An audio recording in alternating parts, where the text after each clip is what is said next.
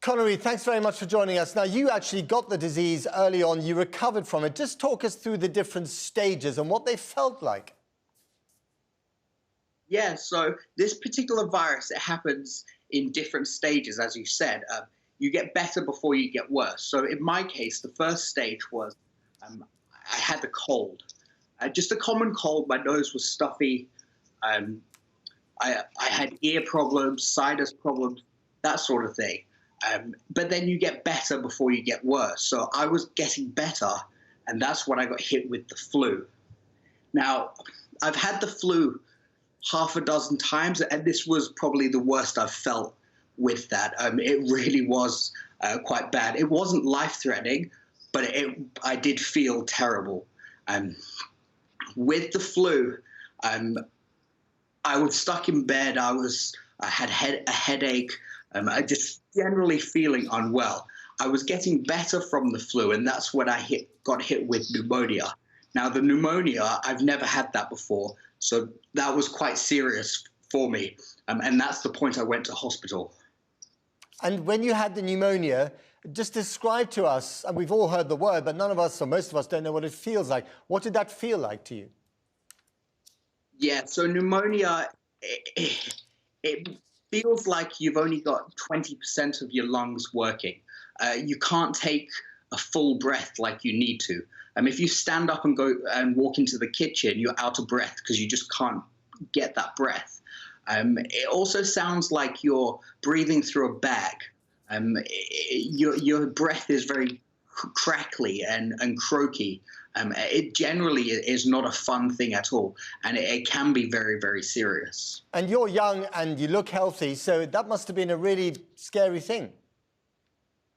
Yeah, during that time it was. Just because I don't really drink, I don't smoke, and having that problem was very scary, just because breathing's vital to life. If you can't breathe, you can't live. And so having that being affected was quite a serious thing. How long have you now been living in this apartment, in this room that we can all see, in isolation? I've been here for 40 days now, over 40 days. It's been a long 40 days, to be honest. And how does that feel, 40 days? Because you're on your own, right? You have a cat, but you're on your own. You're not living with other people.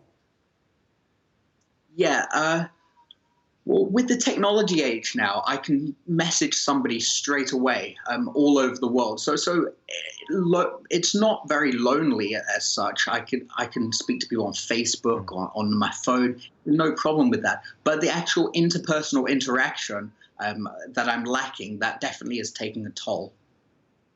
So do you miss the face-to-face contact with other people? I do, yes, and many other people are in the same boat as well, because you go down on the streets, and normally this city is very vibrant, and there's a sense of life. You go on the streets at night, there's people dancing, people singing, people with families, and at the moment there's just nothing like that. Anybody that you do see, they have a mask on, they're going to do something and they go straight home. There's no lingering, there's no groups of people chatting. It's quite sad, really. What about your mental health and the mental health of the people that you're communicating with in Wuhan? Mental health-wise, we're all in the same boat. There's nothing we can do about it, so there's no point us being down or being unhappy. It's just, it is what it is. It will be gone soon. We'll get over it. Do you imagine people in Britain living the same way that you're living at the moment because they have to, because of the rate of infection? No, I don't. I think that lifestyle is very different here in China. There's no Western influence. It is completely foreign to what we would be used to. I believe that a lockdown of a week or maximum 2 weeks in the UK would be fine, but then people would be wanting to get out. People would be wanting breaking the curfew. And there's no way that the government could really stop them doing that. So, considering what you've had to go through, do you think that eventually you will feel safer in China when it comes to the virus than if you were living in the UK? I believe yes and no. The city that I'm in, it's very densely populated.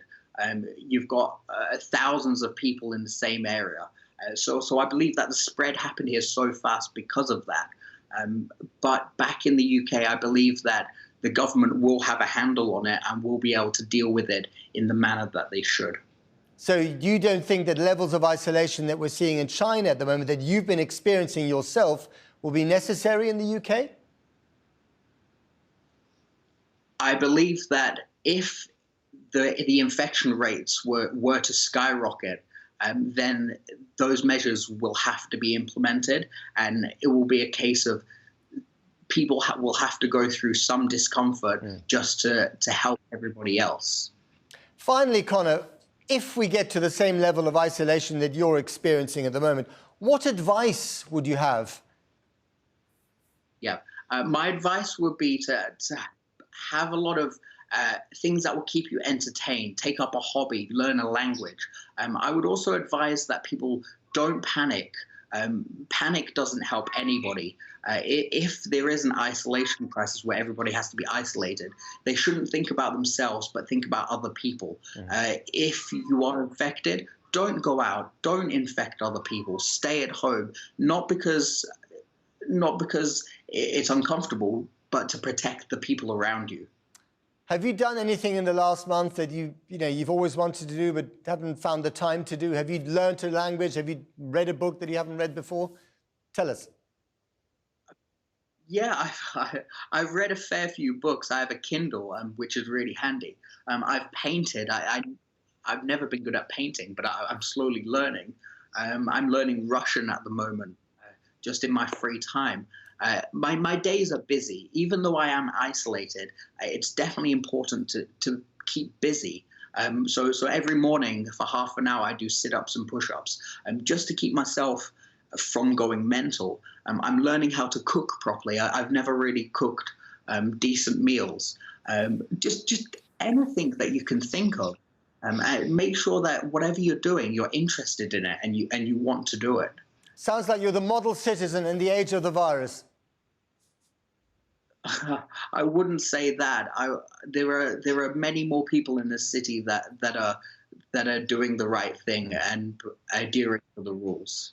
Connor Reid, thank you very much for talking to us. Good luck. Not a problem. Thank you.